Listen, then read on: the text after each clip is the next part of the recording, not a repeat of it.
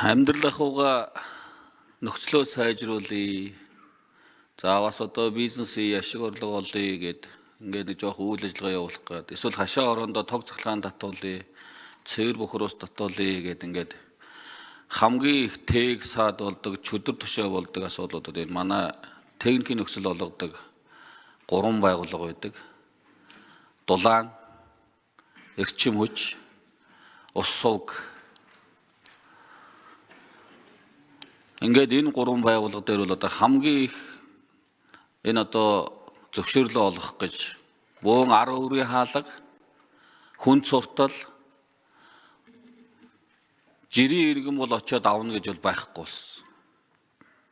Дарга нараар эрх мэдэлтэй хүмүүсээр танил талтай хүнээр яриулж иж жирийн иргэн байхгүй болохгүй гэдээсэн ийм хүмүүсээр яриулахаар өгчдөг. Дарга нар одоо гуйхаар танил талтай хүн гуйхаар өгчдөг. Энийний цаана дандаа нэг бол эрх мэдэлтэй албан тушаалтнуудаар ахуулдаг, нэг бол одоо хэл ахуулаар техникийн нөхцлөө өгдөг. Тийм учраас энэ хуулийн хүрээнд энэ 3 байгууллагыг бүр онцолж энэ тусгай зөвшөөрөл, энэ зөвшөөрлүүдийг яаж хурдан шуурхаа, 10 өрийн хаалга хэрэгэлдэггүй, танил талын нүүр дарга зэрэгээр яриулдаггүй байх ийм одоо байдал руу орох юм бэ? Энэ хууль батлагдсанаар. Энийг нэг та бүхэн хариулж өгөөч.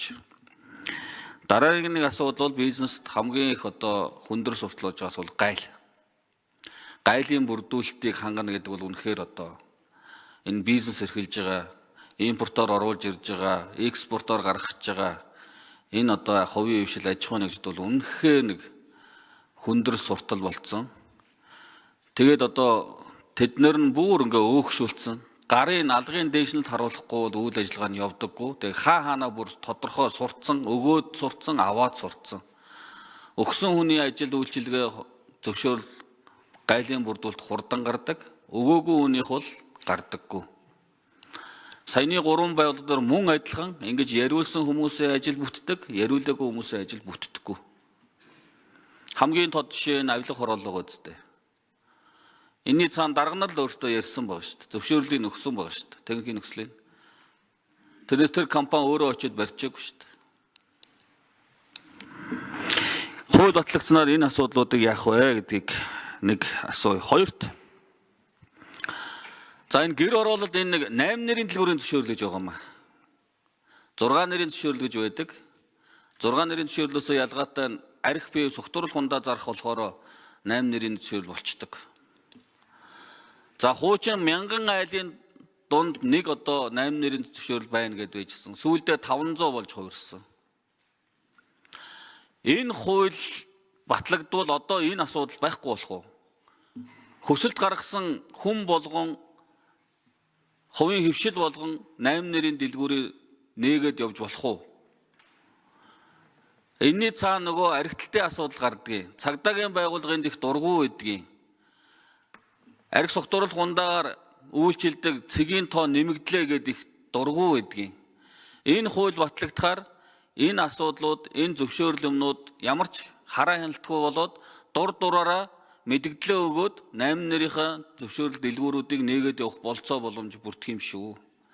Энийг юу гэж харж байгаа вэ? Энэ дээр нэг хариулт өгөөч. За дараа нь дахиад хариулт асуултаа тодруулна. За хариулъя. За 4 номер. Эдийн засгийн хөгжлийн яам золзоо. Зөвшөөрлийн цахим системийг бид нэр програмчлахдаа угаасаа нөхцөл шаардлагыг хангаж ийн үгүй юу гэдгийг одоо чинь шалгадаг тийм функцүүд хийгдсэн байна. Жишээлх юм бол татрын өртөө эсэх нийгмийн даатгалаа төлж байгаа нүггүй юу, баримт хэвлэж ийн үгүй юу, энэ болгоныг цахим системээр хянчиж байгаа, шалгаж байгаа. Тэгэхээр энд бол ямар нэгэн байдлаар тухайн зөвшөөрлийг олгодог эрх бүхий этгээдийн тийм субъектив хандлагууд бол тодорхой хэмжээнд буурна. Мэдээж хэрэг бүх шалгуурыг бид нэр одоо шинэ цахим системээр бол хянах боломжгүй. Тэгвэл боломжит бүх төвшөнд тэрийг цахим болгоод ингэж явж байгаа.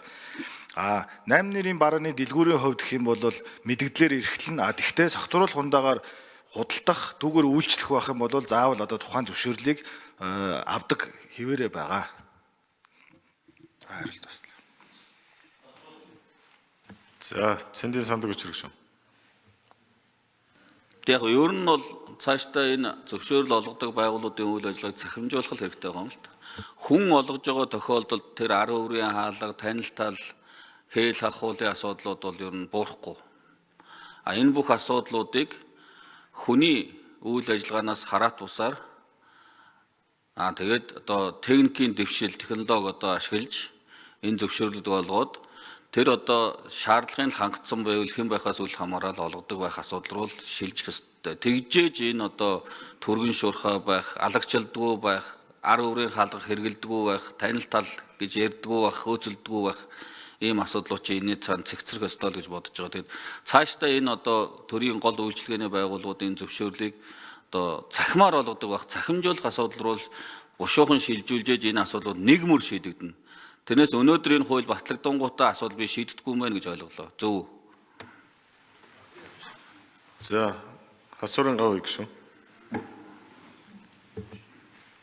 За сандаг учрах шүү яг л зөв асуудлыг хүнд чинь. Ер нь тэгээд зөвшөөрлийн хууль дээр бол ингээд бүгдийн захимжуулахаар мэдээлэл нэгдсэн баастай болохоор за одоо мэдээлэл технологийн тэр бид нар нэг дөрвөн багц хууль баталж ирсэн шүү дээ. Нөгөө мэдээллийн ил тул байдлын хууль, хуугийн нууцсан тухай өгүүлбэр тэрийг бүгдийг нь хооронд нь уялдуулсан байдлаар зөвшөөрлийн хууль дээр бүгдийг нь оруулахаар хуульчилсан байна.